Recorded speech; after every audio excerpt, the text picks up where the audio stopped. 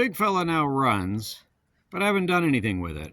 And I'm seriously considering driving this thing 1,500 miles to pick up what could be the perfect car to represent my channel. The point of my channel is the fact that I'm kind of stuck in the 60s and 70s.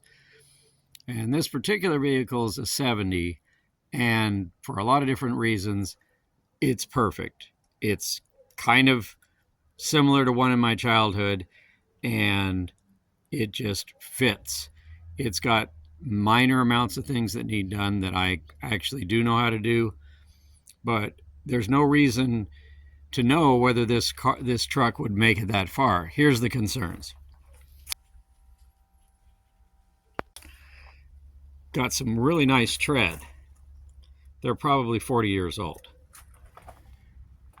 Last time I was running it, it seemed, I thought it was spewing a little bit of oil, but it seems like it might have been water.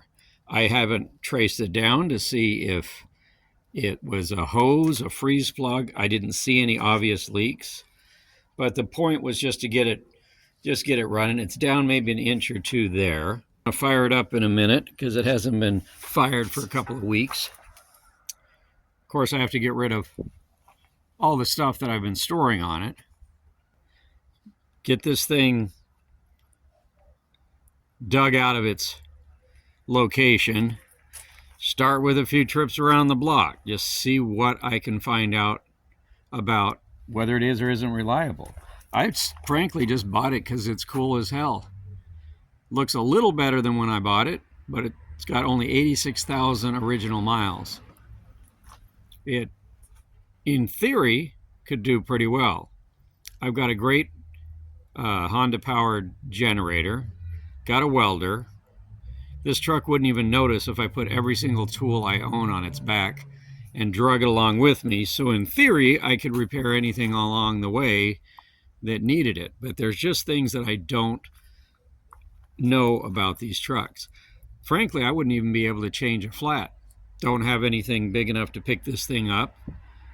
I mean, there's just a long list of things that I haven't proven this truck in. Now, I drove it here an hour and a half and had a heck of a lot of fun doing that, and it just didn't care. It just soldiers on. If I did use this to tow, top speed seems to be 52 miles an hour. Looking at the tachometer, it appears that the 2-speed rear end is working, but that sure seems awfully slow.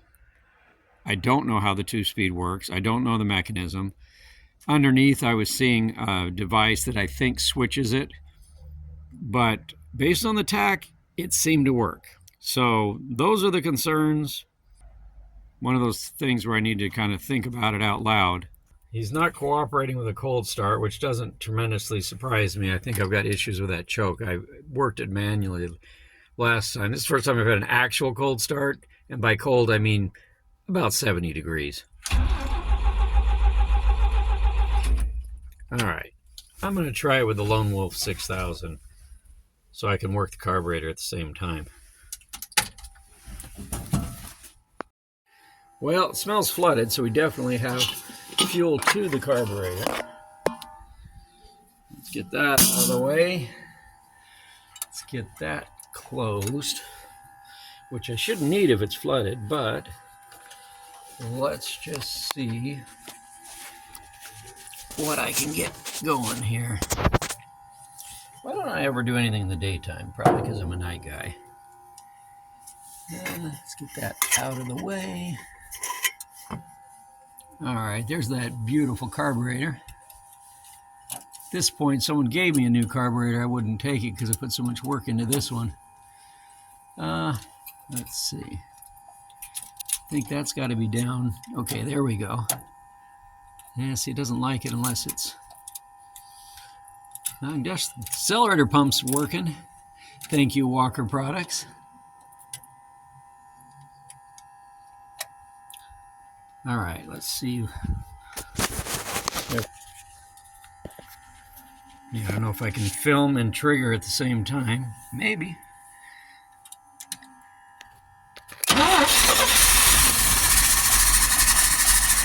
Yep, that's all it needed.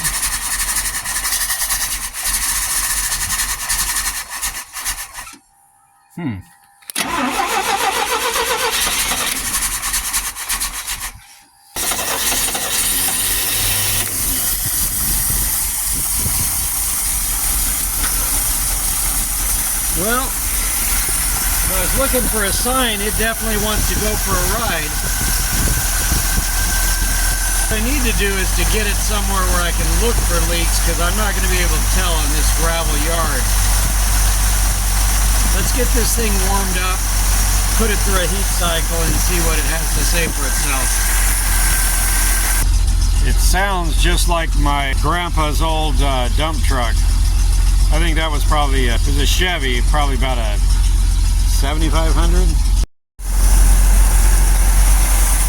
Popped off the fluid, so I'm going to see how much of it consumed. It was down about a couple of cups, which isn't super alarming because I haven't done anything since I first filled it up. So let's give it some time to get up to operating temperature.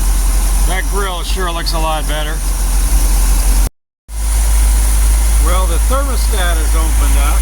I lose everything, so I shut it down until I could figure out what I did with the radiator cap. So I got that installed, and we're going to see if that is where that's coming from.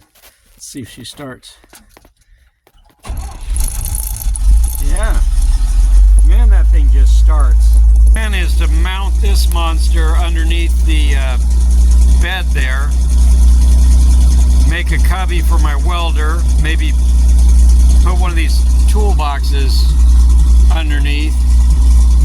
I don't know. There is no excuse that I don't have a ready-to-go work truck. I have everything you could possibly need to make a killer one, and I've done nothing. So it's time to get started.